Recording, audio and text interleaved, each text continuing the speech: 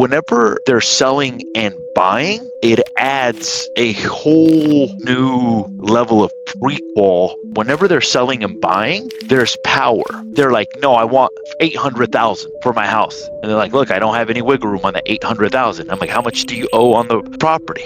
300,000. I'm like, okay, just out of curiosity, how much are properties that you're buying at a state? How much are those going for? Oh, they're going for 500. Ah, that makes sense. You're selling for 800, you owe 300, you got 500,000 in equity. Now it makes sense why you want that number. The money's not really going to be made in the introduction. The money's going to be made in your questions after that. Is the problem them selling their property? Are they motivated to sell? Are they motivated to buy? Like, and even asking them like, hey, look, just out of curiosity, was it more that you weren't getting the offers that you wanted on your property? Or were you not finding the right properties? Or was it a combination of both? What are you looking for in your next property? Well, I'm looking for a 3-bedroom, 2-bath at 5,000 square feet. It'll just give you more clarity, but you can always do that in the prequel. Like once you set the appointment, you can go into the motivation. Whenever they're selling and buying, it adds a whole new level of prequal. It's almost like pre-qualifying a buyer as well too. So it's like, hey, look, like, was it like, did you have any offers? Had your property been an escrow? Was there properties that you would have liked? Hey, are there any properties that you're interested in at the present moment? So I've had situations where I ask them like, hey, look, are there any properties that you've liked? Oh my God, there's this one property available on 123 Banana Street. And it's an escrow, and it's been an escrow for 60 days, and I've kind of been wondering what happened to it. I'm like, hey, do you mind if I make a phone call? Or let me ask you this. If that property was still available, would you sell now? And they go, yeah, if that property was available, I'd sell. Like, great. Let me find out what's the status of that property. And then let me see if they're going to close. And if I see any opportunity, we may be able to just get you an escrow on that one. But do you see how there's like power in that? Whenever they're selling and buying, there's power. I'll give you an example. Let's say somebody is selling and buying at a state. And they're like, no, I want 800,000 for my house. And they're like, look, I don't have any wiggle room on that 800,000. I'm like, how much do you owe on the property? I owe 300,000. I'm like, okay, just out of curiosity, how much are properties that you're buying at a state? How much are those going for? Oh, they're going for 500. Ah, that makes sense. I'm imagining that the reason for that $800,000 price is because you want to purchase something out in Arizona for cash. What they're looking to do with the proceeds, basically. You have an understanding of what they're looking to do. So, and you can do it in the prequel.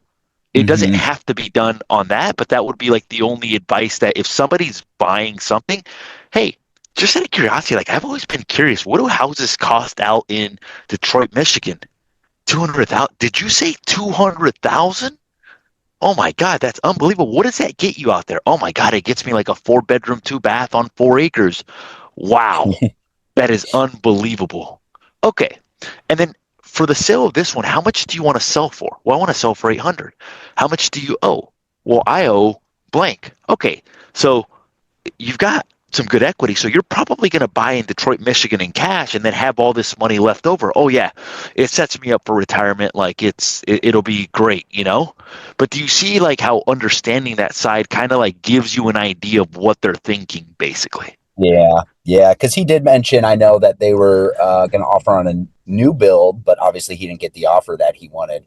And I know I didn't really dig into that very much in terms of what he's, or if he were to sell this property, let's say in the next week or whatever, would you have the ability to move out in the next 30, 45 days or whatever it may be? Well, even for that new build, be like, hey, look, are those new builds still available? Oh, yeah, it's the Limonera track. Okay, and then how far are we on the price? They countered me back $20,000 more. Okay, and let me ask you this, like, if they had countered you back $20,000 less, or had they accepted your offer, would you have a little bit more flexibility on the price on the sale of this one? Yeah, that would give me $20,000 more wiggle room on this one. Have you gone back to them to see if they're still open to doing something with you?